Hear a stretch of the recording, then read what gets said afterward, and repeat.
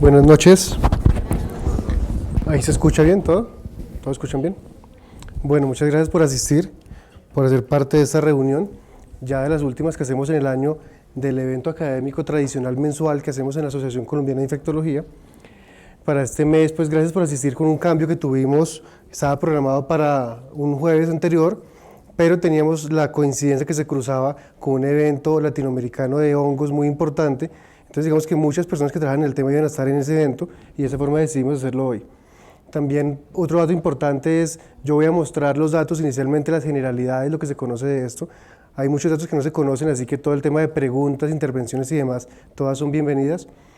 Y después Andrés Montilla va a mostrar los datos que hay nacionales de todo el trabajo que ellos hacen en la red nacional, que me parece que es lo más importante porque aparte de conocer de qué estamos hablando, también sabemos cuál es la situación actual y creo que eso es lo que nos puede generar un impacto grande para todos. Entonces vamos a comenzar.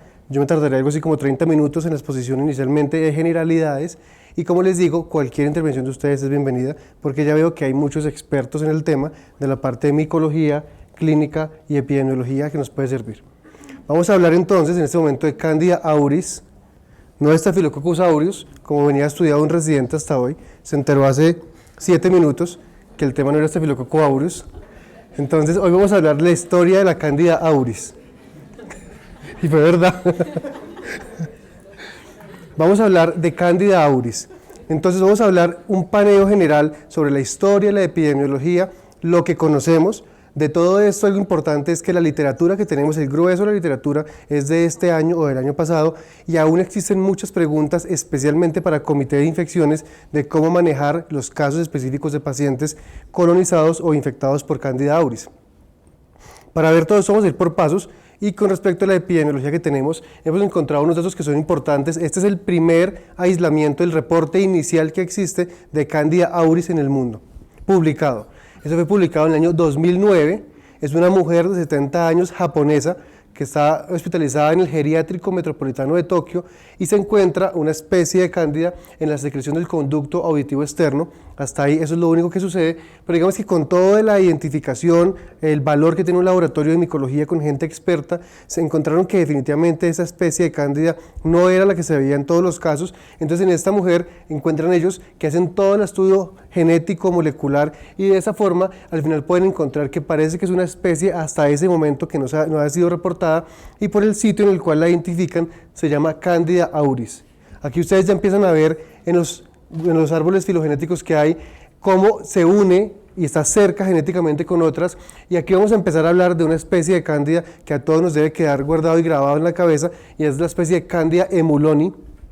Ustedes ven que está aquí cerquita, está todo en el recuadro rojo. Esta especie de Candida emuloni debe quedar grabada tanto como Candida auris, porque vamos a ver que en los laboratorios de microbiología, dependiendo las plataformas diagnósticas que utilicen, pueden ser identificados de forma erróneamente, no como Candida auris, sino como otras especies de Candida, y esta es una de las que se ha reportado en mayor incidencia en todos los casos. En ese estudio entonces muestran cómo Candida auris parece que es un nuevo agente, se queda ahí y no pasa de ser un artículo importante publicado en el 2009, pero después de eso aparecen una cantidad de reportes que vienen progresivamente. Entonces aparece otro estudio importante, otro artículo publicado en el 2011, en el cual un grupo de China muestra los primeros 3 casos reportados de fungemia nosocomial causada por Candida auris. Ya no solamente es la mujer con una especie nueva, aunque los que son expertos en esto saben que de hablar de una especie nueva es complejo y no se sabe si es que no la estábamos identificando o que realmente algo apareció o qué estamos haciendo para que aparezca algo nuevo de esto. Aparecen casos ya de fungemia nosocomial, por lo tanto, eso asusta más a todos los grupos del servicio de salud en los hospitales, y reportan además un punto muy importante acá, y es que en los resultados de identificación en los diferentes plataformas que utilizan, en API, en Bytec y en los demás, se puede identificar como Candida emuloni la gran mayoría de ellos, y otros como Rhodotorula glutinis. Son los dos que se mal identifican en las plataformas, pero que cuando lo pasan en las pruebas de secuenciación identifican Candida auris. Todos entendemos la dificultad que tendríamos en un laboratorio clínico de un hospital común y corriente para poder llegar a este nivel de complejidad. Por lo tanto, vamos a empezar a decir cuáles deben ser como esos signos de alerta que podemos tener para pensar que estamos ante una especie de ese tipo. Esos 3 casos que les presento aquí, se trata de un adulto de 74 años y 2 niños, uno de 1 año y otro de 1 año y 2 meses, de los cuales la mortalidad es de las 2/3 partes, 2 de los 3 casos mueren, y encuentran que esos pacientes tienen una gran cantidad de factores de riesgo, y es que están en conexión o están en uso de dispositivos del hospital. Por ejemplo, esos pacientes muchos están neutropénicos, tienen catéter venoso central, han utilizado antibióticos de amplio espectro, nutrición parenteral, cirugía previa, cuidado intensivo, bacteriemias concomitantes, o sea, son pacientes muy enfermos que han estado en cuidado con el hospital con dispositivos invasivos. Entonces, esto empieza desde ese momento a prender las alarmas que sí puede aparecer en los hospitales y puede estar relacionado con transmisión dentro del hospital o transmisión nosocomial. Vamos a mostrar ya, aterrizar en nosotros, porque hay de esto mucha literatura, pero vamos directamente a aterrizar en lo que pasa en América y lo que pasa en Colombia. Este es el primer reporte de Candida auris en América, en el cual se hace un estudio y se reportan los primeros 18 episodios de candidemia. Tengan en cuenta cuando se reporta acá los que son episodios, lo que son brotes, lo que es transmisión nosocomial y lo que no lo es. Entonces aquí se reúnen en un grupo de expertos 18 episodios de candidemia, de los cuales los primeros se encuentran en Venezuela, en el Hospital Universitario de Maracaibo, entre el 2012 y 2013. De estos pacientes, todos habían tenido previamente bacteriemia también, la sobrevida es del 72%, y se reporta que son infecciones relacionadas con el cuidado de la salud, especialmente en aquellos pacientes que son expuestos a procedimientos invasivos y expuestos a antibióticos. Además, hay un dato aquí importante que empieza a cobrar cada vez más relevancia, y es que cuando ven la MIC para los diferentes antimicóticos, encuentran como para fluconazol, encuentran una MIC por encima de 64, y eso empieza además... Si ya había aprendido alarmas, que eran una nueva especie, luego dijeron puede haber transmisión nosocomial, pero ahora dicen y además parece que es resistente a fluconazol. O sea, ya empezamos a armar una serie de condiciones que hacen que sea relevante hablar de ese tema. Y eso ya lo encontramos cerca. Ya en el 2016 la publicación se hace inicialmente en Maracaibo con un grupo del grupo de Brasil, el doctor Colombo y colaboradores, en el cual muestra todos estos datos. ¿Qué pasa después de esto? El primer reporte que existe en Colombia publicado, porque tengo entendido que hay datos publicados en póster en congresos, pero el primer dato publicado en una revista internacional es este, en el cual se habla de levaduras de Candida auris multiresistentes en las infecciones invasivas. En eso hay un grupo muy importante, de los cuales aquí en el auditorio hay personas que participaron en este artículo. En el grupo además está el doctor Carlos Álvarez, José Yesí Rodríguez, que trabaja en Valledupar, y ellos empiezan a encontrar una gran cantidad de casos, suman bastantes casos, 17 casos, de Candida auris, de los cuales la mayoría se aísla en sangre, pero tengan en cuenta este acá, y es que es el único reporte de caso hasta la literatura reciente publicada de aislamiento en líquido cefalorraquídeo. O sea, en Colombia está de los pocos casos que se ha encontrado Candida auris en líquido cefalorraquídeo. Todos los que trabajamos en esto, sabemos que si todo esto es complejo, además tratar un aislamiento de levaduras tipo Candida en líquido cefalorraquídeo es un reto adicional, porque no es un escenario en el cual entren bien los antibióticos o les vaya bien a los pacientes. Por lo tanto, cada vez se vuelve más complicado. Pero ven aquí en la última columna que ustedes ven aquí, y es que la malidentificación de las especies de Candida persiste en todos.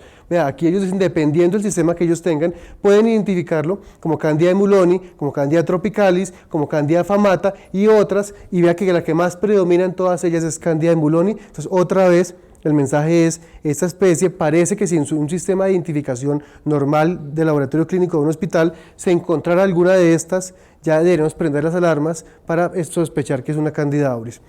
Uno de los puntos, y yo me adelanto, es a partir de dónde arranca la definición de caso, si la definición de caso es microbiológica o es micológica o es clínica, y a partir de dónde podemos sospechar. Algo importante es que se está trabajando en la definición de caso, pero no existe hasta ahora estandarizada en el mundo una definición para decir a partir de dónde se hace. Sí se ha hecho en los laboratorios, en los comités nacional, el instituto ha dejado unas directrices de a partir de dónde se deben sospechar y mandar a identificación específica estas especies de Cándida. Vemos otro reporte publicado colombiano, eso es publicado recientemente este año, en el cual se encuentran casos esporádicos, no en brotes, sino primeros casos esporádicos de Candida auris. Aquí se reportan unos casos en pacientes que tienen estos factores de riesgo, pacientes que están en cuidado intensivo, que tienen neoplasias hematológicas, que tienen infección por VIH, y vean que inicialmente estas especies de Cándida se reportaron como Cándida catelubrata y Cándida albicans. También ven ustedes aquí cómo especialmente cuando se ve fluconazol se ve que puede tener resistencia y parece que son especies no sensibles al fluconazol. Esto es lo que tenemos y es un artículo reciente muy importante, y de esta forma aquí yo resumo algo de lo que existe de la literatura mundial. No es todo lo que existe, obviamente, es algo relevante, y encontramos desde los primeros casos aquí del 2009, pero vean que hablábamos que este caso de esta mujer en el Hospital Metropolitano en Tokio apareció en el 2009. Existe un estudio muy bonito en el cual ellos evalúan bancos o biobancos, en el cual evalúan y encuentran que ya existían especies de Candida auris desde antes. De esta forma, en una de estas muestras que se recogió de 1996, ya encuentran ellos que hay especies de Candida auris. O sea, de alguna forma, también en esta zona, Corea del Sur, Japón y China, en esta zona se encuentran datos desde ese momento. Y hay como un vacío de información, qué pasa desde el 96, qué pasa por aquí hasta el 2009 y qué pasó en todo eso. Es un tema de investigación muy importante de lo que puede suceder. Ven ustedes que aquí se reportan los casos de Venezuela, luego los casos en Colombia, y de ahí para adelante muchos de los países han reportado hasta los grandes brotes que hemos conocido, que son los brotes del Reino Unido, el brote de España y algunos brotes en Estados Unidos. Ven ustedes aquí que muchos de esos casos son fungemia y que la mortalidad asociada varía, pero que en general, vamos a ver un metaanálisis que hay publicado recientemente, habla entre el 40 y el 50% de mortalidad relacionada. No hablamos de mortalidad causal, porque eso es un tema muy complejo en infectología. Entonces, con este mapa, es uno de los mapas actualizados que hay, ya cada vez cambia, o sea, esto día a día cambia, esto es esa publicación, pero día a día vamos a tener nuevos reportes. Entonces, en rojo ven ustedes los países que han reportado hasta este momento del artículo Candida auris. Ven aquí en Latinoamérica hay una gran cantidad de casos, en Estados Unidos, en Europa algunos, en la zona de Asia, en Australia. Entonces, con todo esto, la pregunta que uno se hace es, ¿por qué existen, por ejemplo, datos de Australia, pero no hay datos por aquí? ¿Por qué no hay datos por aquí? ¿Será que no existe Candida auris o será que esos sitios no la están buscando, no la están encontrando o la están dejando pasar? Por ejemplo, en una conferencia que hicimos con un infectólogo en México no se han reportado casos de Candida auris. ¿Será cierto que el muro que quieren hacer bloqueó la Candida auris y tampoco le dieron visa, y entonces la Candida auris no se quiere pasar para México porque al devolverse no le dejan pasar porque no tiene visa? Entonces no se sabe no se sabe qué pasa. Yo no creo que sea eso. Yo lo que creo es que no se están identificando las especies adecuadamente en esos sitios, pero deben tenerlo. Y vamos a ver que en Colombia pasa lo mismo. Los mapas en Colombia muestran datos similares. Este artículo, que es publicado este año, hace una revisión sistemática. Yo no sé qué tanto hace un metaanálisis. Ahora es moda hacer metaanálisis y todo el mundo hace metaanálisis de 3 estudios o de un estudio o de ningún estudio. Entonces, yo creo que hacen una buena revisión sistemática, es una revisión muy juiciosa de lo que se ha publicado hasta este momento. Pero de ahí para allá pues es complejo hacer un análisis estadístico al respecto con esto. Lo que uno sí ve es que aquí aparece Colombia con algunos datos aportándolos. Estos que vemos aquí en amarillo y en gris son Estados Unidos, el Reino Unido, la India, que son de los que hoy en día más están reportando. Pero aquí ustedes no alcanzan a leer bien, pero créanme que ahí dice las comorbilidades de los pacientes. Aquí dice que la mayoría de pacientes en los que se aísla Candida auris tienen muchas comorbilidades. Tienen enfermedad pulmonar obstructiva crónica, tienen cirrosis, tienen enfermedad renal crónica, son diabéticos, tienen EPOC, o sea, tienen una gran cantidad de patologías y son pacientes de entrada no sanos. O sea, no es el paciente sano que llega al hospital, no tiene ninguna comorbilidad y al otro día aparece con Candida auris. No, parece que es un paciente que llega al hospital por alguna circunstancia, dura mucho tiempo en el hospital, tiene muchas comorbilidades, llega inclusive a unidades de cuidado intensivo y por ahí empieza a aparecer la Candida auris. Entonces la gran pregunta que aparece aquí es, definitivamente la Candida auris es un germen que llega en pacientes comórbidos muy enfermos que al final mueren, o sencillamente es algo que tanto colabora Candida auris en la mortalidad del paciente. ¿Cuánto es la mortalidad causada por Candida auris, o es un copatógeno que llega en pacientes muy enfermos y que igual sí van a morir, pero que llegan al final? Es como cuando en cuidado intensivo se hacen cargas virales para citomegalovirus. ¿Es el citomegalovirus lo que causó la muerte en cuidado intensivo, o probablemente es que el paciente venía muy enfermo y como un copatógeno aparece citomegalovirus, pero él no lo mata? Es que en su alteración inmunológica aparece y ese paciente muere. Entonces es difícil establecer cuál es la mortalidad causada por Candida auris y no cuál es la relacionada. Aquí vemos los datos de mortalidad publicados y en general hablan entre 30 y 50% poblacional en los diferentes sitios y en las diferentes publicaciones. Vean aquí en esta línea grande en azul, aquí dice fluconazol, y lo que habla es que la mayoría de estudios publicados hasta el momento reporta resistencia a fluconazol para las especies de Candida auris. De esta forma, este es un punto importante. Ya vamos viendo cuáles son los mensajes que no se pueden olvidar y que deben quedar en la memoria de cada uno de nosotros, y es la resistencia, y que de entrada vamos a saber que fluconazol no es un medicamento terapéutico para estos pacientes con Candida auris. Este artículo es publicado en el octubre de 2018, hace un mes y medio, y me parece muy interesante mostrarlo por varias razones. Primero, es reciente, es publicado en una revista importante que muchos de nosotros revisamos cada 8 días, los miércoles por la noche, y entonces la Candida auris se reporta un brote. Es un brote en el Reino Unido. Estamos acostumbrados a que los únicos artículos que parece que se pueden publicar son superamente avanzados, ensayos clínicos controlados, aleatorizados, placebo controlados, con millones de dólares y de euros que se invierten en investigación, y si no, no podemos publicar nada. Esto es un reporte de casos y controles que se hace en unas unidades de cuidado intensivo en el Reino Unido, y se reporta el brote que tienen ellos. ¿Por qué es importante esto? Porque nos muestra que también hacer investigación epidemiológica con estudios de casos y controles bien hechos se puede llegar a cosas muy importantes, que es lo que hacemos muchas veces en los comités de infecciones. ¿Qué es lo que encuentran aquí? En esas unidades de cuidado intensivo reportan una serie de casos en unidades neuroquirúrgicas en esos sitios en el Reino Unido, y hay un momento en el cual aumenta la incidencia de reporte de esa especie de cándida. Después ellos ven que empiezan a evaluar los pacientes, hacen tamizaje de los pacientes, aíslan los pacientes y progresivamente empiezan a disminuir la cantidad de casos que ellos tienen. Pero no saben mucho más de eso. Quieren buscar a qué se debe el brote, que es lo que hacemos en los comités de infecciones muchas veces, en los comités de estudio, en todos los casos además. Con todo esto ellos que ven una cantidad de casos y controles y quieren evaluar cuáles son los factores de riesgo de estos pacientes. Encuentran que aquellos pacientes que tengan más tiempo hospitalizados y más tiempo en cuidado intensivo tendrán mayor probabilidad de tener Candida auris, un dato que conocíamos y nos ayuda, pero no nos da el dato que queremos saber. O sea, queremos saber cuál fue el asesino, o sea, dónde está el problema, a quién tenemos que atacar y qué fue lo que pasó, y no debe ser así, pero más o menos de quién fue la culpa o a quién hay que mejorar con todo esto. Vean aquí un punto importante, creo que la definición no es como la mejor, ¿no? Pero yo les voy contando, ahí algo se ve, yo les voy contando, y es que aquí ellos evalúan los pacientes a los que se hizo monitoreo de temperatura axilar y con qué sondas o con qué dispositivos se hizo el monitoreo de temperatura. Lo que es muy importante es cómo uno tiene datos para poder tabular cuáles tenían qué dispositivos, a cuáles se le midió con qué, y de esa forma dar datos y decir, vea, parece que lo que encontramos definitivamente con esto es que aquellos pacientes que tenían medición de temperatura axilar con estas sondas específicas tienen entre 6 y 7 veces más probabilidad de tener Candida auris en nuestra cohorte o en nuestro estudio de casos y controles. Entonces vemos aquí cómo esto parece que es el dato, luego hacen todo el estudio y se encuentran que los termómetros que utilizaban para temperatura axilar en los pacientes era la fuente de transmisión en la unidad de cuidado intensivo. Al final hay una editorial muy importante de esto, y es la pregunta que yo hago es ¿cuántos dispositivos del hospital utilizamos en muchos pacientes? A uno a veces, pues yo soy infectólogo, pero trato de no ser tan extremista, pero uno sí ve muchos dispositivos que se usan en un servicio todo el tiempo a cada rato. Por ejemplo, el oxímetro. El oxímetro siempre está caliente por dentro. O sea, alguien ha intentado llegar a urgencias a medirse con un oxímetro, eso siempre está caliente y sudado, todos. Es real, en los servicios de urgencias todos están así. Y el oxímetro, no me digan que es un oxímetro para cada paciente. Si un servicio de urgencias tiene 18 pacientes, 18 ponen el dedo dentro de ese oxímetro. Y seguro, o yo les pregunto, ¿cuántos limpian el oxímetro por dentro entre paciente y paciente? O sea, definitivamente uno termina con los bichos de los 17 que venía antes, si es que le tocó, porque son dispositivos que no se limpian muchas veces. El manguito de atención arterial.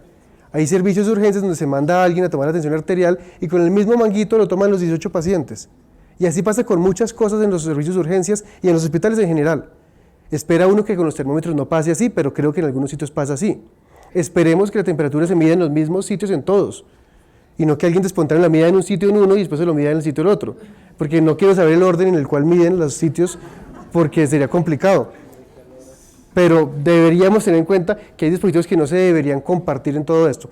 También existen ya datos, y mostraron en Infocus unos datos que las sábanas y lo que se usa en los pacientes es importante. Por ejemplo, hay un estudio que mostraron español en una unidad de hematología y encontraron que la alfombra, que nunca entendí por qué había una alfombra en la unidad de hematología, pero que la alfombra y las sábanas que limpiaban en unos sitios llegaban otra vez con Candida auris. O sea, la forma como se haga la limpieza de las sábanas y demás que se va a colocar en el paciente puede ser un factor de riesgo, porque no todos los sistemas de limpieza eliminan Candida auris. Por lo tanto, el paciente que se acuesta va a tener ahí el que tenía antes y pues consecutivamente pasa así. En esto estamos expuestos en todos los hospitales.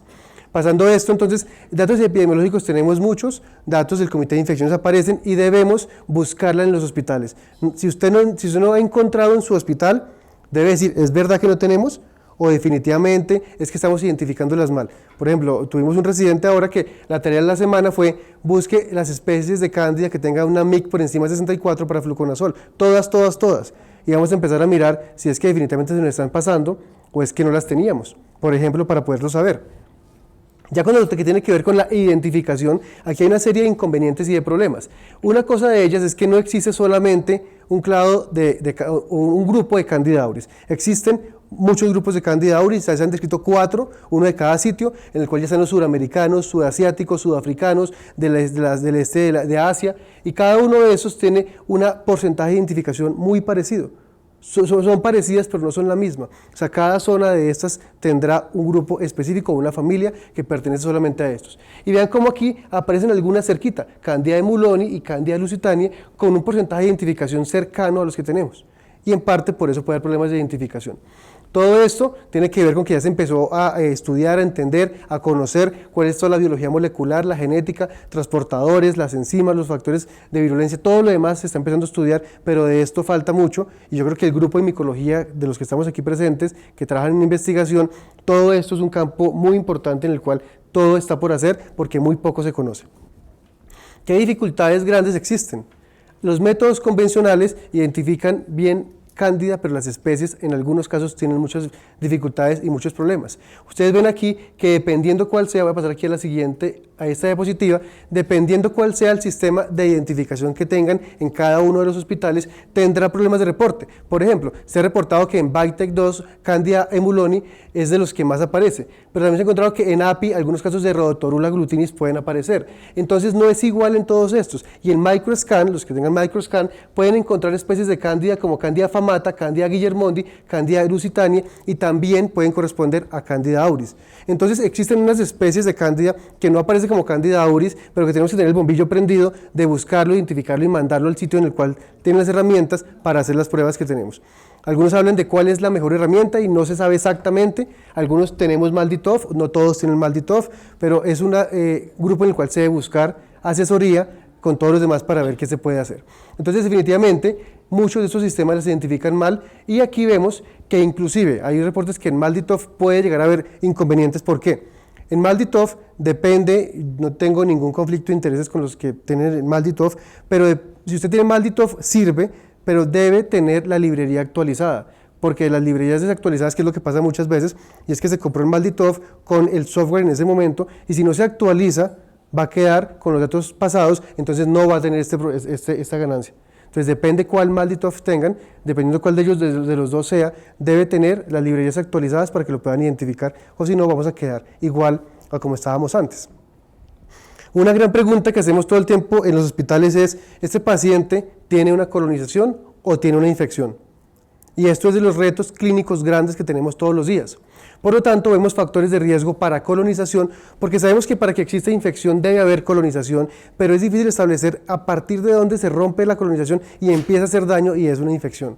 Entonces vemos que definitivamente estos factores están relacionados con la colonización y después con la infección por Candida auris. ¿De cuáles son estos? Pacientes diabéticos, con enfermedad renal crónica, neutropénicos, con neoplasias hematológicas, que tengan bacteriemia concomitante, pacientes que hayan tenido antibióticos o antifúngicos en los 3 meses pasados, pacientes con cirugías en los últimos 3 meses, que tengan un catéter venoso central, una sonda vesical, que estén en cuidado intensivo o que les pongan nutrición parenteral. O sea, este paciente es un paciente grave en cuidado intensivo. O sea, es el paciente malito de la unidad de cuidado intensivo. Usualmente tiene un catéter central, tiene sonda vesical, le ponen parenteral, tiene intubación orotraqueal, le ponen antibióticos, tiene patologías de base. O sea, este es el paciente típico de cuidado intensivo. Entonces, ese es el target, ese es el sitio blanco de los hospitales donde tenemos que extremar todas las medidas para buscar si es que tenemos algunos de estos casos. Los pacientes tienen, la distribución es muy grande, no hay como un grupo específico. Vemos que hay una distribución bimodal, es lo reportado hasta el momento. Se ve en neonatos, se ve en personas por encima de 50 años, más casos reportados en hombres. La mortalidad, no se sabe qué tanto de mortalidad atribuible hay. Eso es una gran duda que tenemos y tendrán que hacerse muchos estudios. Se ha encontrado en sangre, en conducto auditivo, en piel, en pulmón. Ustedes ven aquí todos los datos y los síndromes relacionados con cada uno de ellos. Ven que existe candidemia, la mayoría de casos, 291 casos de todos los que han sido publicados. También se ve en tracto respiratorio, sistema urogenital, abdominal. Vean este caso, a este momento de la publicación, estamos hablando de enero de 2018, un caso reportado en sistema nervioso central, que es el caso reportado en Colombia. Hay otros casos que son complejos, por ejemplo en sistema urogenital. Ya vamos a ver en tratamiento qué debemos dar, pero por ejemplo, Candida auris en sistema urogenital va a ser un problema grave, pues por la llegada de algunos antimicóticos a esa zona. Y eso es como lo que hay reportado de los síndromes infecciosos. Ya hemos hablado que Candida auris tiene un problema de resistencia, al parecer intrínseca, a fluconazol. Vamos a ver entonces qué han reportado la mayoría de estudios. Uno de ellos es que no existen puntos de corte establecidos y publicados para Candida auris. Sí existen puntos de corte epidemiológicos que se utilizan para permitir saber a partir de dónde consideramos que sea uno resistente. Pero falta obviamente que tengan más estudios para poder saber cuál es el punto de corte que debemos tener en cada uno de estos. No se ha podido establecer la correlación clínica con los desenlaces. No es que no existan, es que no tenemos suficientes datos y suficientes estudios para saber cómo es esa correlación clínica entre cada uno de estos.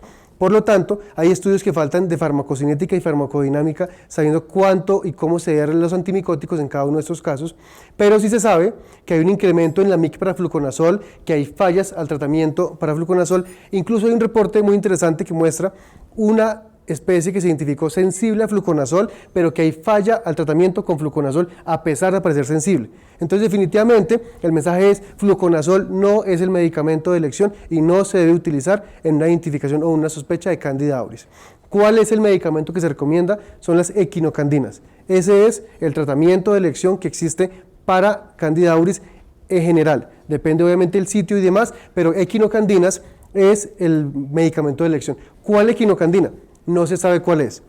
Hay muchos datos. Este es un estudio de PKPD en el cual dicen que con micafungina le puede ir mejor, pero hay datos locales en Colombia, hay datos latinoamericanos, vamos a ver qué nos muestran ahora, pero hay datos que muestran que en algunos grupos les va mejor con caspofungina, otros con anidulafungina. O sea, son equinocandinas, pero en este momento no tenemos datos absolutos para saber cuál es la mejor equinocandina para tratar a esos pacientes, pero deben ser equinocandinas. Complicado, por ejemplo, una infección en el tracto urogenital con Candida auris, porque ustedes conocen el poco porcentaje, cerca del 1-2% de las equinocandinas van por esta vía. O sea, ahí se complica mucho y probablemente en sitios como este, en orina y en sistema nervioso central, ya no sirve colocar equinocandinas y nos tocará colocar anfotericina, que con toda la toxicidad y todo lo que ya conocemos. También hay datos de combinación que tampoco se conoce, son datos pequeños en los cuales se han combinado equinocandinas con voriconazol y nuevos antimicóticos que se espera que sea como la tabla de salvación, pero todavía falta mucho para que esto llegue. Por lo tanto, aquí tenemos datos importantes. No voy a referir mucho a esto de resistencia porque creo que nos van a mostrar unos datos que tienen que ver con lo que hemos conocido aquí en Colombia y demás. Sí resalto el tema de la resistencia a fluconazol y que lo debemos tener todos muy claro. Y ya digamos la última parte que voy a hablar es cómo es el tema. Cuando ya sabemos que esto es grave, esto es complejo, tenemos Candida auris, hay que buscarla. Si en su hospital definitivamente no existe Candida auris, pues hay que buscar a ver si es cierto que no la tiene o es que nos estamos tapando los ojos creyendo que las cosas están bien. O sea, es mejor saber las noticias tristes pero reales que creernos las noticias bonitas pero mentirosas. Entonces, de esta forma debemos hacer todo el plan para conocer qué es lo que está pasando. Con esto se sabe que existe transmisión nosocomial, se sabe que hay transmisión en los hospitales.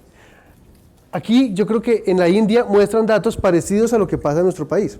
Y es que ellos hablan de un 5% de los casos que se identificó claramente que en las UCIs tenían prevalencia en estudios de cultivos en general de Candida auris. En hospitales privados el 3% y en hospitales públicos el 8%. De pronto nos parecemos en algo y de pronto no es igual, y aquí vemos también que hay una heterogeneidad en cada uno de los sitios. ¿Qué se ha encontrado? Que los pacientes, incluso 24 o 48 horas de haberse acostado en la unidad de cuidado intensivo, ya pueden estar colonizados por Candida auris. O sea, llega muy rápido, tiene una rápida adquisición. tiene una alta mortalidad como lo conocemos, no sabemos si atribuirle, pero tiene una alta mortalidad relacionada y tiene una alta resistencia a los antimicóticos. O sea, en algunos de los charlas que vemos lo llaman como la bestia de las cándida, como la tormenta perfecta, porque sí en realidad existen muchas cosas para asustarnos, y es que se transmite rápido, no le sirven los antimicóticos, es difícil identificarla, hay problemas para poder controlarla, o sea, realmente sí potencialmente es un problema mayor que podemos tener en los hospitales.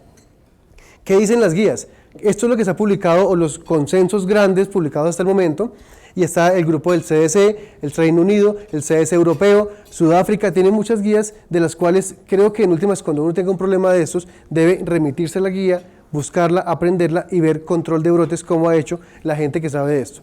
Pero vemos qué hacer con cada uno de sus escenarios. Ellos tienen en la guía anotado cuándo y a qué personas se les debe hacer el tamizaje, cuándo se debe hacer un protocolo de tamizaje, en cuáles de esos pacientes se deben aislar y ubicar en un hospital en habitaciones individuales, pero conocemos que los hospitales no todos tienen habitaciones individuales, así que a veces no tenemos sino compartidas en muchos pacientes, entonces aquí ya hay una dificultad muy grande logística para nuestros pacientes. Una pregunta grande es, ¿se puede retirar el aislamiento? Yo creo que esto todos los días, que a uno en el hospital le preguntan, ¿y hasta cuándo aíslo al paciente? Siempre pasa, en las bacterias, enterobacterias KPC, en todo esto, siempre aparece alguien espontáneo que dice, uy, pero ya lleva un mes aislado, ya no es mucho, yo creo que ya se le puede quitar el aislamiento. O aparece siempre alguien que dice, venga, ¿y por qué de noche no lo dejamos salir hacia el pasillo y él vuelve y se mete rapidito? O sea, que no salga en el día, que salga en la noche y por ahí entre 12 de la noche y 1 de la mañana, porque es que el tipo está estresado dentro de la cama, ahí en la habitación, entonces dejémoslo salir. Entonces el paciente sale como haciéndole cocos a la cándida, a la KPC, y sale una horita a medianoche. O dejémoslo salir pero que no toque nada. Él no toca nada, él trata de flotar, él no toca nada, y va diáfano totalmente. Entonces, se sabe que para quitar el aislamiento, o se recomienda que para quitar el aislamiento de un paciente con Candida auris, debe tener por lo menos 3 cultivos negativos tomados cada uno con una semana de diferencia y en ausencia de antimicóticos. Si no cumple con esas 3 características, el paciente no se le puede quitar el aislamiento. Y la guía dice al final, y si cumple todo eso, comente con un experto a ver si él le da permiso de quitarle el aislamiento.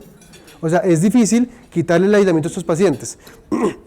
Muchos hablan de decolonizar los pacientes, tratarlos con clorhexidina en la parte de los dientes, en la limpieza de los puertos. Ya vamos a ver en una conferencia que dentro de 8 días hay una conferencia sobre neumonía asociada a ventilador y vamos a ver, por ejemplo, que eso de la clorhexidina para prevenir neumonía asociada a ventilador ya está embolatado porque parece que produce también mucho daño y no sabemos si eso se puede hacer o no. Hay otra pregunta que queda y es, ¿se debe hacer control medioambiental, cultivos medioambientales y cuándo hacerlos? Esto es la otra pregunta que siempre quedamos medio amarrados porque es que los cultivos medioambientales hay que saberlos interpretar y son costosos, esto es caro y esto no lo paga ningún asegurador, esto lo paga el hospital. O sea, si usted decide, quiero cultivar lo que aparezca en este salón y saca 200 cultivos, pues hágalo. Pero es un trabajo grande para la microbiología que no van a estar muy contentos con sus 200 cultivos, aparte del trabajo que ya tenían, y tampoco el gerente cuando le toque pagar los 200 cultivos. Entonces es importante cuando uno dice cultivos medioambientales, cuándo y para qué los va a hacer. Y uno sabe que tradicionalmente el cultivo medioambiental no soluciona muchos problemas.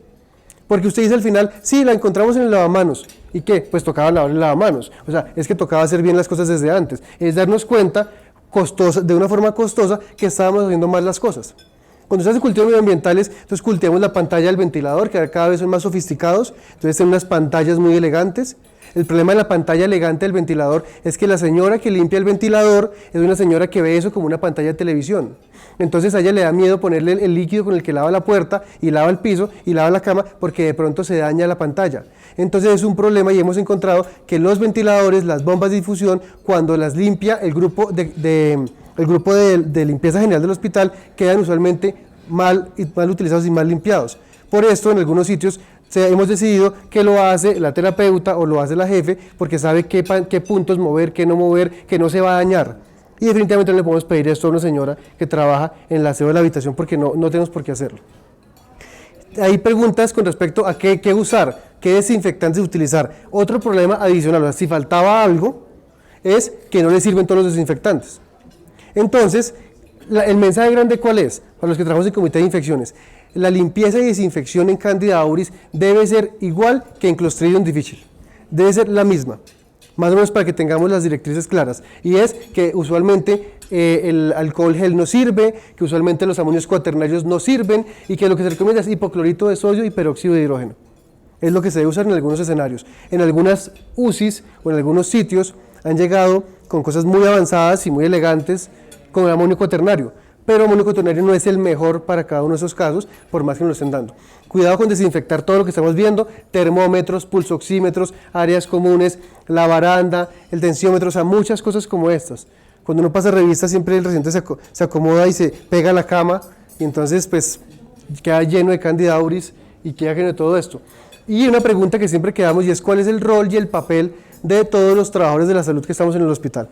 Esto sí que es importante y grave, porque la semana pasada vimos en Cali, en el brote que vieron en Valencia, que ellos cultivaron las manos y sobre todo las manos de los trabajadores, que es más fácil hacerlo, cultivaron las manos, pero además nos mostraban una forma un poco artesanal, pero muy práctica, para saber cómo cultivar las manos de los trabajadores, y encontraron que en algunos de esos definitivamente existía en los cuidadores de pacientes con Candida auris, que además es un problema adicional, son pacientes multisoportados, o sea, no es el paciente que una jefe o un auxiliar puede manejar todo el paciente, sino que requiere muchas cosas, porque tiene muchos medicamentos, muchos dispositivos. Sumémosle que sea uno de estos de 140 kilos para bañarlo por la mañana, entonces necesita como 3 al tiempo para darle la vuelta y pasarlo. Es difícil, es muy complicado contener la infección en cada uno de estos casos. Para acabar, ¿qué queda en la discusión? Queda lo que estamos hablando aquí. Hay un número de pacientes afectados, no sabemos cuántos son colonizados y cuántos infectados. Necesitamos tener redes de información, que es lo que nos van a mostrar, y con esto creo que con este punto vamos a cerrar esto y yo le doy paso a la siguiente conferencia, porque esto es lo que creo que sí hemos logrado, y vamos a ver qué tanto tenemos en redes de información, saber qué es lo que está pasando con todo esto. No sabemos muy bien qué está pasando con el tema de antimicóticos y antibióticos y Candida auris, no sabemos por qué apareció ahora, es que estamos usando muchos antimicóticos en pacientes que antes no utilizábamos, es que existía un reservorio animal que ahora hizo que llegara, es que siempre aparecía, siempre estuvo, pero no lo identificamos. O sea, ¿qué es lo que pasa por la cual tenemos este problema grande? ¿Qué hemos cambiado? Y yo hago una pregunta de pronto que usted me puede ayudar a responderla. ¿Es que esto aparece porque estamos haciendo cosas diferentes y generamos e impactamos en que eso aparezca? ¿O siempre hasta hoy no lo hemos encontrado? Pero eso de que aparezca algo preciso en el 2003, preciso en el 2001, espontáneo, generación espontánea, pues no sé, para mí no me queda tan claro, no me lo creo tanto, que espontáneamente apareció de la nada, sino que vivía mucho tiempo, de pronto más guardada, pero ahora lo tenemos en pacientes evidentemente. Falta hacer validación de pruebas de identificación, establecer prevalencias, estrategias de control en los hospitales, entender cuáles son las rutas de transmisión para impactar en los hospitales, en los comités de infecciones, ver cuál es la significancia etiopatogénica y cuánta culpa en la mortalidad tiene, y evaluar costos. Todo esto es muy costoso. ¿Cuánto cuestan los cultivos medioambientales? ¿Cuánto cuesta todo lo que hace en microbiología? ¿Cuánto cuesta montar la red de información? Todo eso tiene costos. ¿Cuánto cuesta aislar un paciente? Además sabemos que aislar un paciente, todo paciente aislado aumenta la mortalidad solo por estar aislado, porque el paciente aislado lo ven menos. El paciente aislado tiene menos contacto con enfermería, con auxiliares y con los médicos. Usualmente, por solamente estar usted aislado, usted aumenta la mortalidad porque lo van a ver menos, que es lo que usualmente pasa. Entonces, con todo esto yo los dejo aquí y les doy paso ya con las generalidades y todas las preguntas o comentarios que ustedes tengan mientras montamos la presentación que hay de los datos reales que hay hasta este momento en el país. Entonces, muchas gracias a todos ustedes.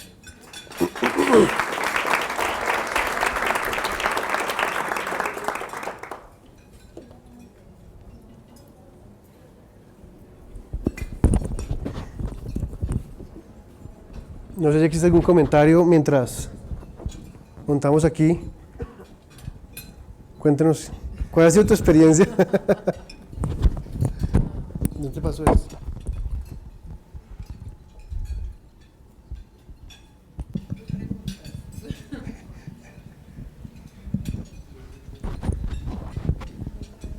No, realmente pregunta como tal, no, pero sí algo como a nivel de historia. Cándida de Muloni fue descrita la primera vez en un pez del mar que circunda Japón, que es de hecho viene de emuloni porque es un pececito azul que se llama Sirius emulon.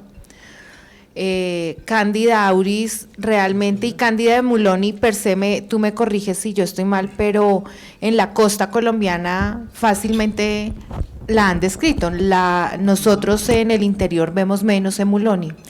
Y pues para mí el origen sí puede estar muy relacionado con peces.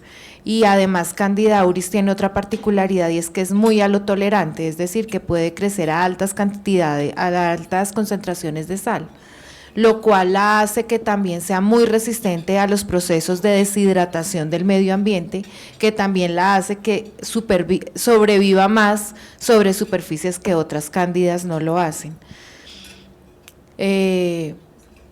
Creo que sí tiene que ver con lo que tú decías de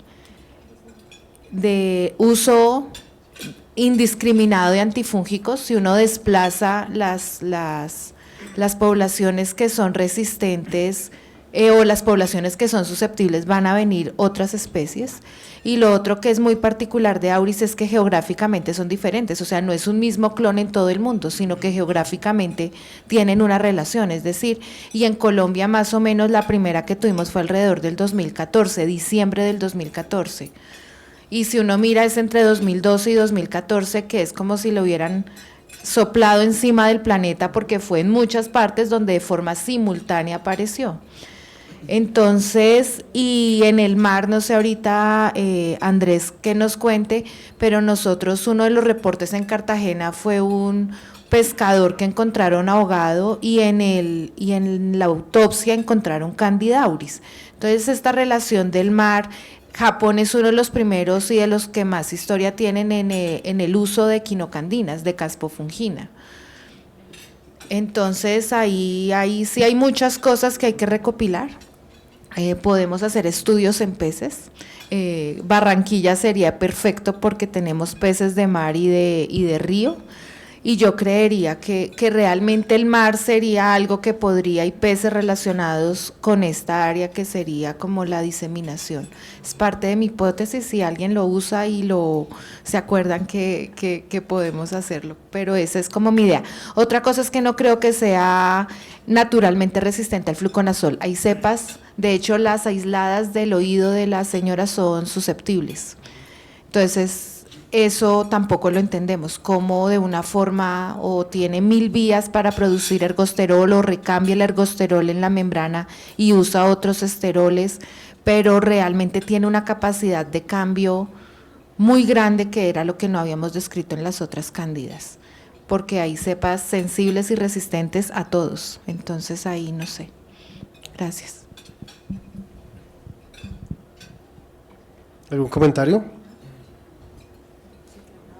Listo, doctor. Entonces, vamos a ver los datos que hemos comentado.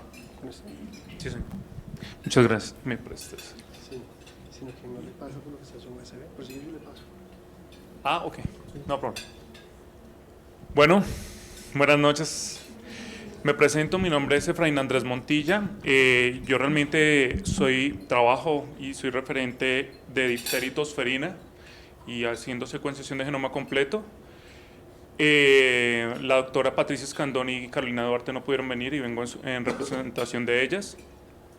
Pero les comento que yo accidentalmente en el 2008 o 2009, creo que fue, yo trabajé, trabajé con hongos. Y yo me acuerdo en ese cepario del instituto muy antiguo y encontré Muloni. Pero están muertas, tristemente.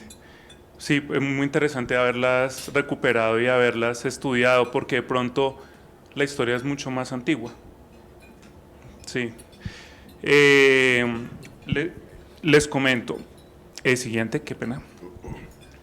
Como el doctor había comentado, pues, bueno, como sabemos, el albicans es la más prevalente causando candidiasis invasiva. Sin embargo, entre las no albicans, glabrata, paracilopsis y tropicales son las más frecuentes, pero tienen una distribución diferente en el mundo. En reportes en Brasil, pues la más frecuente es paracilopsis, en Canadá, Estados Unidos, glabrata. Y en el mapa, como ya había mostrado el doctor, pues ya acá hay reportes de Candida auris. Siguiente. Una de las características es de la multiresistencia y algunos aislamientos presentan concentraciones inhibitorias mínimas elevadas a las 3 clases de antibióticos. Es un hongo capaz de sobrevivir y persistir en el ambiente hospitalario hasta por 6 meses, a pesar de los procesos de limpieza y desinfección rutinaria. Su mecanismo de transmisión es desconocido, se sugiere que es por contacto directo, por fomites. Y está relacionado a brotes, infecciones hospitalarias en unidades de cuidados intensivos y unidades de reanimación. Siguiente.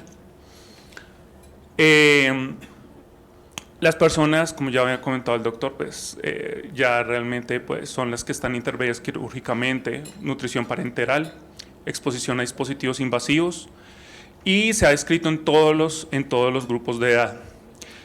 Y como ya comentó el doctor, es de difícil identificación, más con los auxogramas realmente.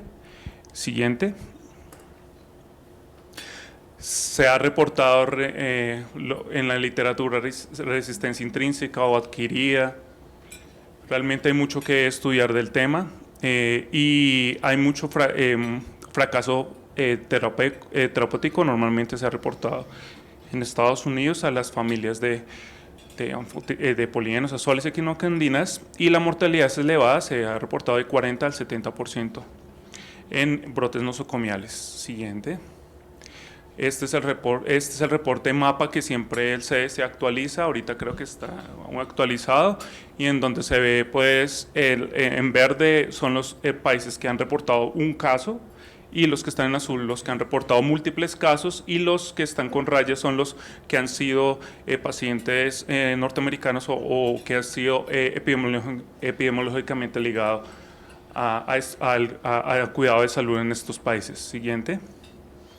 La historia pues realmente es accidental, realmente en el 2012 en Santa Marta y en el 2015 en Valledupar hubo el aislamiento de Candida auris, pero eso nunca fue reportado al Instituto Nacional de Salud. Entonces acá entramos al sistema de información. Cuando hay microorganismos emergentes, tenemos un sistema de vigilancia, uno por laboratorio y el otro que ya está es un sistema, el del Civigila, ¿cierto? El que tenemos, el común, el de reporte de los protocolos de vigilancia. Sin embargo, cuando hay algo emergente, sí es necesario que se confirme en el laboratorio de referencia departamental, que sería el Laboratorio de Salud Pública, y si él no puede, pues va al Instituto Nacional de Salud, y si nosotros no podemos, vamos a otro instituto de referencia en el mundo hasta que encontremos, pues lo identifiquemos o asociemos. Entonces es importante que cualquier comportamiento o aislamiento, sea bacteriano o sea hongo o cualquier microorganismo, si es necesario que usen su red para que lo identifiquen, ¿sí? Esto es importante porque acá nosotros es donde podemos investigar. Entonces nuestra red está, la cabeza para hacer estas investigaciones es el de infecciones de atención en salud, IAS. Entonces, en este momento, desde el 2017, tenemos que empezar a reportar cualquier cándida que sea sospechosa de auris, ¿sí? Este fortalecimiento apareció en el 2017 por la circular, que fue gracias a un aumento de un número de casos de cándida humulón en el 2016. Se llevó, esas cepas se mandaron al CDC, y nos confirmaron que eran Candida auris, se mandó la alerta nacional y apenas se salió la alerta, empezó a aparecer casos en Santander, Valle, Antioquia, Bolívar, Atlántico, y al fortalecer se ha ido aumentando los departamentos, las UPGDs. Siguiente. Esta es la alerta nacional, la 25/2017, en donde pues enfatizamos que los pacientes en cuidados intensivos y los pacientes hospitalizados que se les aísle cándidas sospechosas de auris, sea de líquidos estériles o hemocultivos, y que sean identificados, como lo comentó el doctor, por los diferentes tipos de equipos automatizados o axiogramas, deben ser obligatoriamente llevados al laboratorio de salud pública, bueno, el laboratorio de salud pública, y nosotros lo confirmamos en el Instituto Nacional de Salud. Esto es y tiene que ser notificado al Sistema Nacional de Vigilancia de Salud Pública, pues para los que sean epidemiólogos. Y realizar el respectivo estudio de brote. Siguiente. Todos los aislamientos deben ir acompañados del informe de las pruebas bioquímicas, ¿sí?, del informe de laboratorio de la identificación, el perfil de sensibilidad antifúngica y el formato de envío de aislamientos de bacteriología general. Y no se puede enviar directamente al grupo de microbiología, para eso está el laboratorio departamental. Siguiente. Y acá es cuando, acá no se ve muy bien, pero acá es cuando sale la alerta, sale la circular y cómo se ha ido aumentando el número de aislamientos y departamentos en los que han ido reportando Candida auris. Se han reportado hasta el momento 336 casos. Siguiente. Y la mayoría son pertenecientes a la costa, Cartagena, Barranquilla, y también está Antioquia. El 124 casos se han reportado en la costa norte, 102 en Bogotá, pero pues obviamente todo esto está madurando hasta ahora el sistema, o sea, buscar este microorganismo y madurar el sistema, porque obviamente pues los datos están sesgados, ¿no? Siguiente. El rango de edad se ha encontrado de un día a 96 años, el promedio es 36, el 15.3% de los casos fueron menores de un año, el 63.4% se ha aislado de sexo masculino, las muestras provenían en 41.3% de hemocultivo, orina 11%. Inicialmente Candida auris fue identificada como erróneamente por Aemuloni, con un 63.4%. Siguiente. Y esto es la sensibilidad de 93 aislamientos que se ha reportado. 28 aislamientos, de los 93, 28 han sido resistentes a fluconazol, 20 anfotericina y 1 anidofulgina. Y este de anidofulgina tiene resistencia a anfotericina B. Es el único que tiene una resistencia múltiple. Siguiente. Entonces en Colombia ya se documenta casos por infección Candida auris y va en aumento. Estos datos se consideran una aproximación de la situación nacional que refleja parcialmente la realidad debido a las dificultades de identificación de género y especie de la levadura y el subregistro de la enfermedad. Por esta razón, la adherencia de la circular emitida en el 2016 es fundamental para contener la dispersión del patógeno en el ámbito hospitalario. El hallazgo de aislamientos de auris es considerado de alto riesgo epidemiológico, además de ser reportado de forma inmediata al Comité de Control de Infecciones de cada institución, así como el sistema de vigilancia, e iniciarse la investigación del brote. Siguiente. Muchas gracias.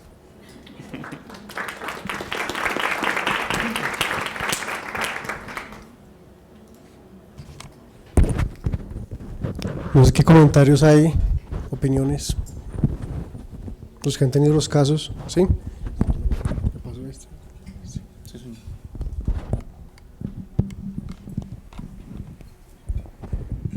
Gracias. El comentario que quiero hacer va más referente a lo que hablaste. En un momento mencionaste que no era claro cuál era la quinocandina que deberíamos utilizar en el tratamiento. Sin embargo, pues yo quería como mencionar algo que he leído últimamente. Sabemos que la caspofungina pues es una quinocandina que fue la primera, y en su estructura molecular pues sabemos que es un lipopéptido, y pues en su parte molecular, pues, estructura química, sabemos que esta es apolar, a diferencia de las diferentes moléculas. Entonces cuando uno asocia o piensa cuál es la molécula que debe utilizar en estos casos, pues también debe pensar o tener en cuenta cuál es el sitio diana al que se quiere dirigir, y todo esto encaminado a que pues el próximo año esperamos tener la nueva molécula resafungina, que es la versión mejorada de la micafungina y pretende superar los inconvenientes que teníamos con las demás, como sabemos con la micafungina, que tiene poca dispersión a intestino y a diferentes órganos, y como mencionabas, a sistema urinario también. Entonces es más una cuestión de pensar hacia dónde queremos llevar dirigir el medicamento, ya que pues vamos a tener posiblemente la nueva molécula que va a favorecer a todo este problema que se está generando, porque efectivamente vemos que con la caspofungina pues es efectiva frente a la levadura. Sí, aquí hay unos datos, sobre todo en Medellín, el grupo de la doctora Indira ha mostrado datos donde dice que en grupos de pacientes, en subgrupos de pacientes, por ejemplo, neonatos, ella tiene estudios de PKP donde dice que parece que le da mejor con anidulafungina en algunos casos. Entonces yo creo que toda la pregunta está abierta. Creo que la que usaríamos muchos hoy en día sería caspo, de entrada. No vería una razón grande con todos los otros que tenemos para cambiar, pero falta información. Pero creo que de entrada caspo sería de las opciones que colocaríamos inicialmente, con un susto muy grande, y es lo que comentaban ahora, esos casos que ya aparecen con resistencia. O sea, ya resistencia a estos medicamentos pues gravísimo, porque ya terminamos con polienos o combinaciones que no sabemos qué tanto va a servir.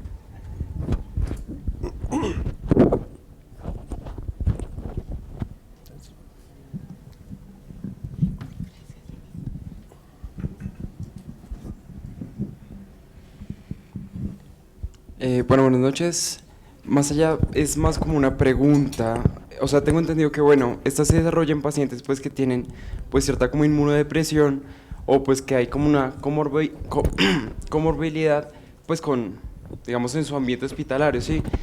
Pero quisiera saber si tiene alguna relación también, digamos, con lo que es, como, explico, como digamos, la temperatura en el ambiente o la zona en que se encuentra, porque veíamos que pues hay como alguna relación con la zona costera, y pues según lo que pues había leído, suele desarrollarse como entre 40 y 42 grados, o sea que pues se da a entender que son zonas pues de clima caliente, ¿sí? Entonces quisiera saber como qué evidencia hay sobre, digamos, como esa relación o... Pues esta parte, eso es más de laboratorio. Yo creo que va de la mano con lo que tú comentabas ahorita, con la capacidad que tiene de sobrevivir a algunas temperaturas, y yo creo que es la hipótesis que tú comentabas previamente, de esa característica o esa característica térmica en la cual no solamente sobrevive en algunos sitios, la relación que tiene con las costas, sino cómo se puede también creer que es uno de los mecanismos o factores por los cuales has estado allí, ¿no? ¿Tú has encontrado algo que tenga que ver con eso, con temperatura puntualmente? Candida albicans, Candida glabrata, y quizás tropicalis y auris son capaces de soportar hasta 42 grados. Por ejemplo, Parapsilopsis crece muy mal ya a 37. Parapsilopsis normalmente es lejos y cuando uno la cultiva en el laboratorio crece mucho mejor a 35. Sin embargo, creería que uno de los cambios puntuales de Candida auris respecto al resto sí son en la composición de la pared celular y de la membrana celular, lo que la hace pues que tengan todos estos cambios. Al final todos los grupos de antifúngicos que tenemos tienen como sitio diana o la membrana o la pared, y particularmente yo sí creo que tiene características diferentes. Ahorita hay muchos esfuerzos intentando identificar más los polisacáridos y los esteroles, que eso pues está directamente relacionado con esa capacidad de estrés, de cambios ambientales como temperatura, pH, salinidad, porque por ejemplo glabrata y otras, o sea, 12% de NaCl, eso es demasiado, y albicans y auris crecen a esa temperatura, a esa concentración de sal, y eso va muy a esa capacidad de sobrevivir en ambientes extremos.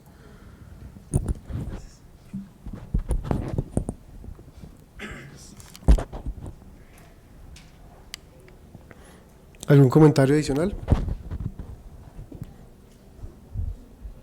¿No? A ver, no.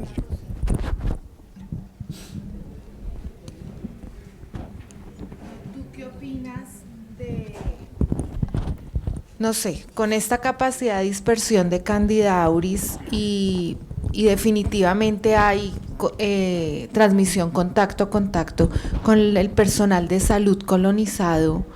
O sea, es que a este nivel vamos a estar igual de colonizados a albicans que auris. ¿Qué hacer con ellos? Sí, porque, o cómo medir algo, porque lo que tú decías del ambiente en el Instituto Patricia hizo muestreos donde en ambiente lo obtuvieron con Jorge Cortés. Estamos haciendo algún experimento de poner en diferentes superficies y hemos tenido, por ejemplo, datos que de tela, llevamos 3 meses recuperando Candida auris de la tela. Entonces va más allá. Al final el artículo que tú colocabas ahí de los datos esporádicos es que realmente hay que devolvernos a lo básico, que es como el lavado de manos y todo lo que hacen ustedes en control de infecciones, porque va a llegar un momento en el que vamos a estar igual de colonizados de Candida auris que Candida albicans. Y otra cosa es que no sé qué tal es el fitness de competencia entre las dos, ¿sí? Porque al final Candida albicans es experta en ese proceso de colonización, pero no sé, en esos pacientes, o encuentra uno en una enfermera que está colonizada por auris. Pensemos que con eso los datos que hay es de los sitios que han tenido brotes y múltiples casos. Por ejemplo, el Reino Unido y el brote de Valencia del Hospital de la Fe, ellos muestran, y eso es lo que mostraba uno de los doctores, uno de los micólogos la semana pasada, y es que ellos encontraron muchos pacientes, pero ellos, aparte de las estrategias básicas, estándar de control de infecciones de los hospitales, no hacían nada diferente. En algunos casos intentaban hacer baños con clorhexidina, pero era dejar los pacientes en un área especial, cohortizarlos geográficamente, extremar las medidas de control de infecciones en esos pacientes, hacer lo mejor posible en ellos, lo que se debería hacer en todos, y hacer baños de clorhexidina, pero no hacían nada más. Entonces creo que podremos llegar a terminar a eso, pero vuelve y se devuelve como un boomerang la pregunta, y llega un punto en el cual no podemos soportar aislar a todos los pacientes. En bacterias uno ve algo parecido. En ese momento los hospitales, antes era raro, hace unos años, muchos años, una enterobacteria ble se aislaba. Un paciente con enterobacteria ble se aislaba. Hoy en día se ha vuelto tan endémico que ya es normal tenerlo, entre comillas. O sea, se normalizó, es una endemia que tenemos todo el tiempo. Entonces ya el paciente no se aísla, porque además tendríamos que tener habitaciones individuales en todo el hospital para todos los pacientes y no tenemos capacidad. Entonces, dentro de esa capacidad logística ahora dicen, no, ahora solamente las que tengan resistencia a carbapenémicos. Pero todo se empieza a normalizar. Entonces, de esta manera uno dice, llega el punto en el cual es necesario, o cómo hacemos para aislar todos los que tengan Candida auris. Probablemente no vamos a poder. Entonces, ¿cómo vamos a hacer? Y creo que es el reto del Comité de Infecciones para saber que las cosas se hagan bien hechas. Lo que han encontrado en los controles de brotes es que no han hecho nada diferente a extremar las medidas de control del Comité de Infecciones. No es nada diferente, no se han inventado nada especial. Lo único es que han hecho las cosas bien en el grupo, que siempre lo deberían hacer bien. Por eso el título es chévere, el reto para el Comité de Infecciones, porque es donde se pone a prueba de verdad las cosas, de que si las hacemos bien o no las estamos haciendo como es. De acuerdo. Bien.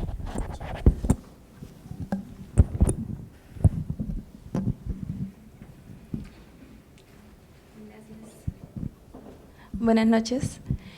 Quería preguntar cómo hago desde mi laboratorio de microbiología para saber que es una Candida auris y no cualquier otra cándida.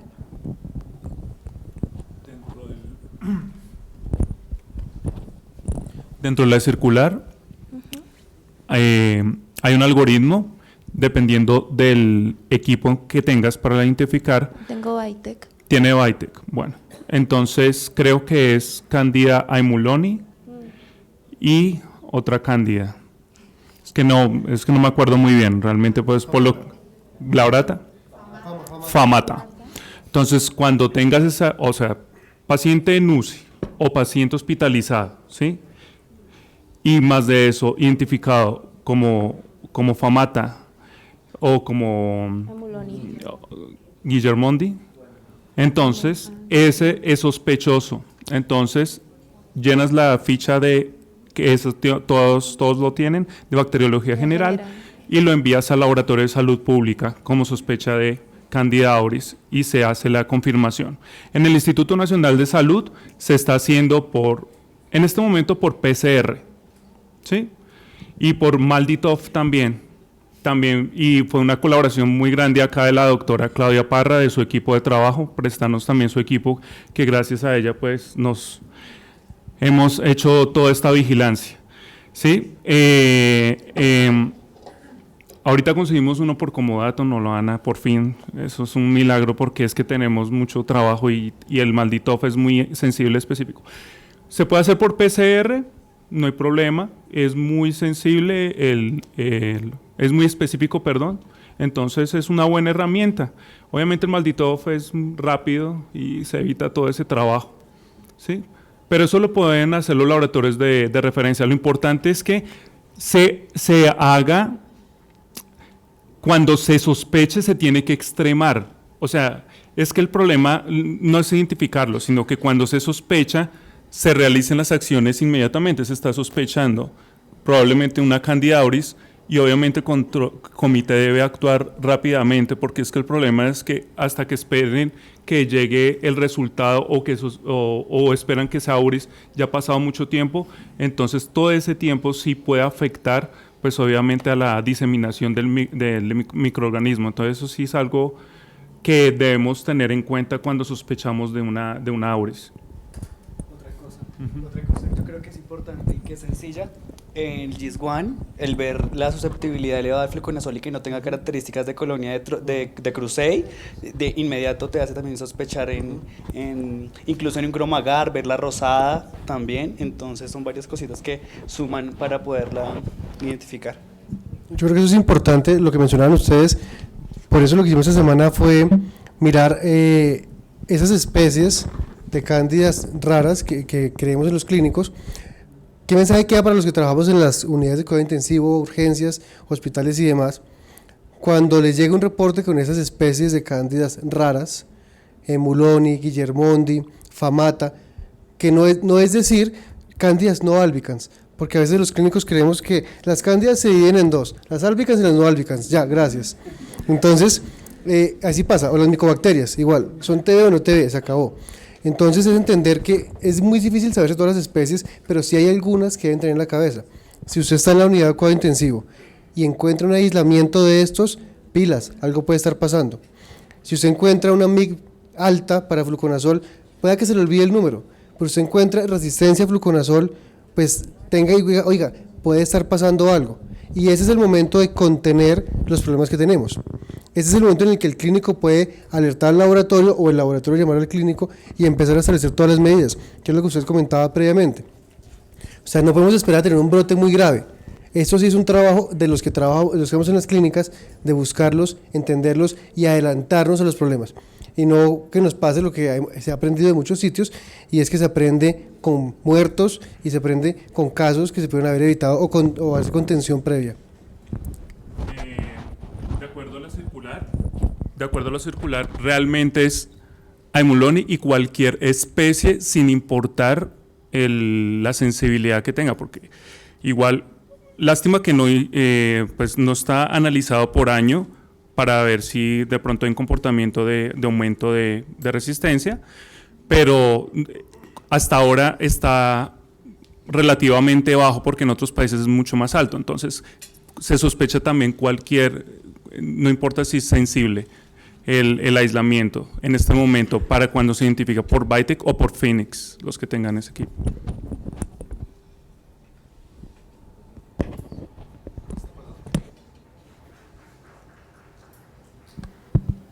¿Listo? ¿Alguna otra cosa? ¿Algo importante que ustedes hayan tenido?